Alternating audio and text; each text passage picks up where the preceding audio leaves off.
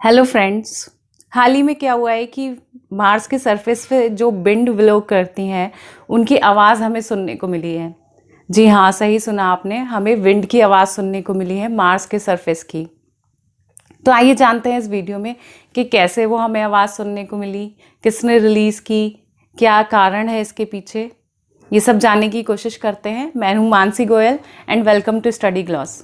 ये journey start हुई थी 6.5 मंथ्स पहले, जब नासा का परजीवेरेंस रोवर केप कैनावेरल से होके चला था और जेजेरो क्रैटर पे पहुंचा था, जो कि मार्स पे एक स्पेशल सरफेस है। 18 फरवरी को रात के 9 बजे के करीब ये पहुंचा था।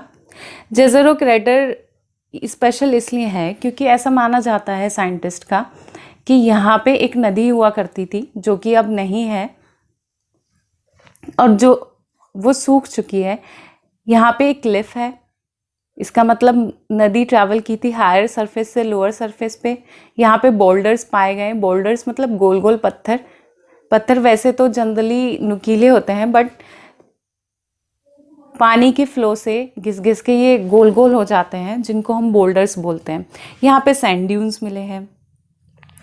तो ये जो रिसर्च चलेगी मार्स पे, ये मल्टी डिकेडल है, काफ़ी डिकेड्स, कुछ कुछ डिकेड्स तक चलती रहेगी। ये स्टडी करेगा परजीवेरेंस, मार्स के फॉर्मेशन, इवोल्यूशन और स्ट्रक्चर को।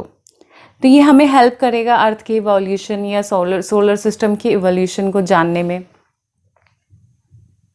सबसे पहले तो देख लेते हैं केप कैनावेरल लोकेशन है कहाँ। ये देखिए, ये केप कैनावेरल है यूएसए के फ्लोरिडा में। आप एक चीज़ नोट कीजिए कि ये ईस्टर्न कोस्ट पे है और ये गायना, ये भी ईस्टर्न कोस्ट पे है, जहाँ से गायना, फ्रेंच गायना आपने पढ़ा होगा कई बार कि यहाँ से इंडियन सैटेलाइट्स भी लॉन्च होती हैं।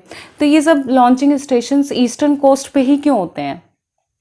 ये ईस्टर्न कोस्ट पे इसलिए होते हैं क्योंकि जब रॉकेट लॉन्च होता है तो कई बार क्या होता है, मिशन फेल हो जाते हैं।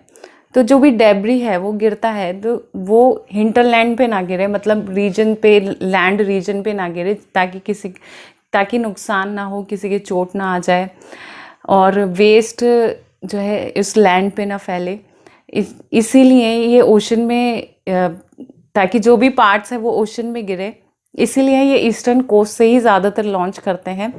और दूसरा रीज़न ये है कि ये जितने भी ज़्यादातर लॉन्चिंग स्टेशन होते हैं वो इक्वेटर के पास होते हैं। जैसे अभी मैंने केप कैनावेरल का डायग्राम दिखाया, वो भी लगभग इक्वेटर के करीब ही था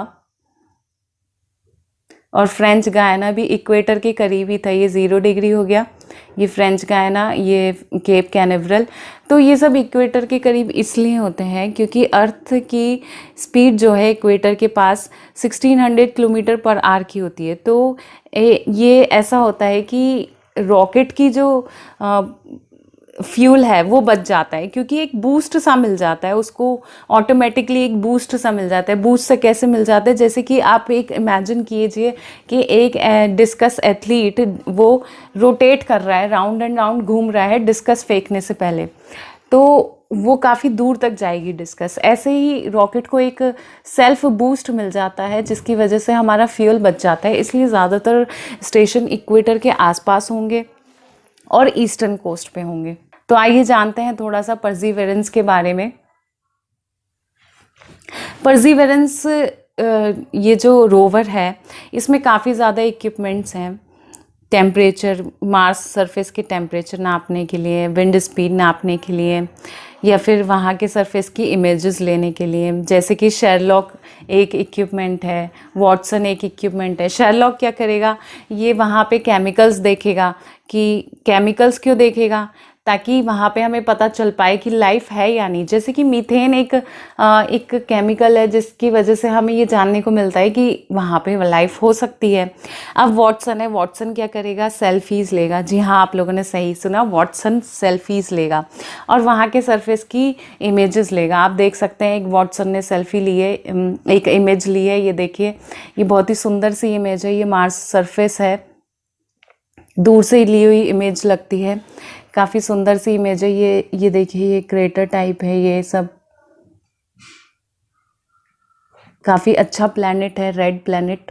आप एक बार विंड की उसकी आवाज़ सुन के देखिए, वो काफ़ी एक अलग सा एक्सपीरियंस लगेगा कि हाँ, दूसरे प्लैनेट की हमें आवाज़ सुनने को मिल रही है।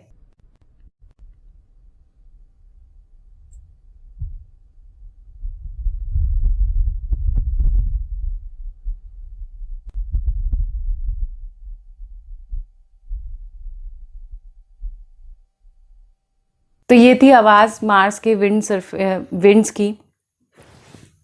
थोड़ा सा और जान लेते हैं रोवर के पास और क्या क्या इंस्ट्रूमेंट्स हैं।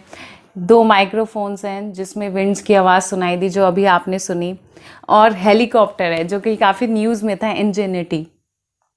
इस हेलीकॉप्टर का स्पेशल नाम है इंजेनिटी। ये किसने रखा था? ये इंडियन ओरिजिन एक गर्ल है, वनीज़ा रूपानी, इन्होंने रखा था। ये 10th क्लास में है और इनकी उम्र लगभग 17 ईयर्स की है, और ये 28,000 लोगों को हरा के इन्होंने नाम दिया है इंजेनिटी। काफ़ी स्पेशल नाम है। और ये इंजेनिटी हेलीकॉप्टर जो है, पहला ऐसे हेलीकॉप्टर होगा, 2 किलोग्राम का ये हेलीकॉप्टर, जो कि किसी प्लैनेट पे उड़ान भरेगा। तो काफ़ी स्पेशल है ये। अभी परसिवरेंस क्यों गया है मार्स पे? परसिवरेंस सबसे पहले तो ये देखने गया है, जैसे कि मैंने बताया था कि उसमें एक इक्विपमेंट है शेरलॉक, जो कि केमिकल की प्रेजेंस को डिटेक्ट करेगा। तो इससे ये पता चलेगा कि लाइफ है या नहीं मार्स पे। दूसरा ये देखेगा कि क्या टूरिज्म पॉसिबल है मार्स पे।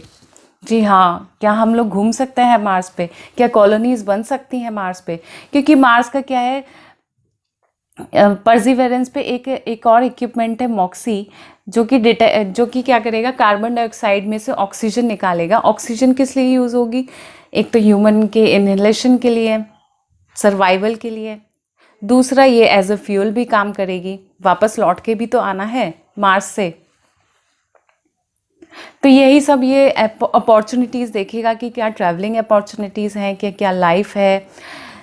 तीसरा ये देखेगा कि इवोल्यूशन कैसे हुआ प्लैनेट का, सोलर सिस्टम का। उससे हमें हेल्प मिलेगी कि अर्थ का इवोल्यूशन कैसे हुआ, या फिर सोलर सिस्टम का इवोल्यूशन कैसे हुआ। तो ये काफ़ी जो हमेशा से क्वेश्चंस रहे हैं ह्यूमन माइंड में, उनके आंसर सर्च करने की कोशिश करेगा।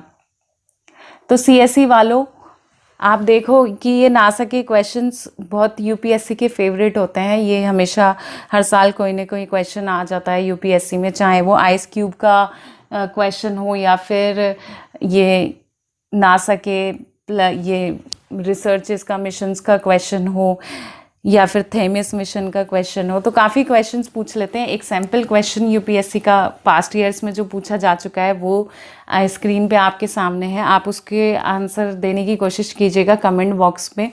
इसमें पहला स्टेटमेंट है कि कासिनी-ह्यूगेन्स ये मिशन कौन से प्लैनेट के लिए था, मैसेंजर कौन से प्लैनेट के लिए था, और वॉयेजर 1 और 2 ये मिशन किस लिए थे। तो सबसे पहले तो जान लेते हैं कि कासिनी-ह्यूगेन्स ये सैटर्न के लिए था, सैटर्न को स्टडी करेगा। ये एक ऐसा पहला मिशन था जो कि आउटर सोलर सिस्टम में गया था। एस्टेरॉइड्स बेल्ट के बाहर आउटर सोलर सिस्टम आ जाता है ना, तो ये पहला ऐसा मिशन था जो आउटर सोलर सिस्टम में गया था। मैसेंजर मिशन जो है मरकरी के लिए था, वहाँ पे मरकरी की मैपिंग करेगा, वहाँ का केमिकल कंपोजिशन पड़ेगा, ये सब था। फिर वॉयेजर 1 और 2 काफ़ी ये इंपॉर्टेंट मिशन थे और काफ़ी यूनिक थे। वॉयेजर 2 एक ऐसा सेकंड ह्यूमन मेड ऑब्जेक्ट है जो कि हीलियोस्फीयर के भी बाहर चला गया। हीलियोस्फीयर क्या होता है कि एक बबल से क्रिएट हो गया है सोलर सिस्टम के चारों ओर, जो कि सोलर विंड्स से बना हुआ है, जिसको हम हीलियोस्फीयर बोलते हैं। तो ये हीलियोस्फीयर के भी बाहर चला गया। ये सेकेंड ऑब्जेक्ट था। वॉयेजर 1 पहला ऑब्जेक्ट था, और पायनियर्स 10 और 11 ये भी सोलर सिस्टम के सारे प्लैनेट्स को पार करके जा चुके हैं। तो ये third and fourth human made object थे जो सारे प्लैनेट्स को पार करके हीलियोस्फीयर के भी बाहर जा चुके हैं। फिर यूपीएससी ने प्रीलिम्स में ही नहीं, मेंस में भी काफ़ी क्वेश्चंस पूछता रहता है स्पेस सेक्टर के बारे में। स्पेशली नासा का जूनो मिशन के बारे में भी क्वेश्चन आया था 2017 में। पेपर 1 में ये आया था, ज्योग्राफी से रिलेटेड इसको कर दिया था इस क्वेश्चन को। ये क्वेश्चन था, how does the Juno mission of NASA help to understand the origin and evolution of the earth. तो क्या था, जो भी नासा का मिशन है वो काफ़ी इम्पॉर्टेंट हो जाता है हम लोग के लिए, सीएससी एस्पिरेंट्स के लिए। वो आप ध्यान से पढ़िएगा, और ये भी जितनी भी रिसर्चेज आती हैं परसिवरेंस से रिलेटेड, आप उसको अर्थ से लिंक करके भी देखिएगा, ताकि कोई क्वेश्चन आए तो यू डोंट फील वांटेड। तो ये था इस वीडियो में। Thanking you.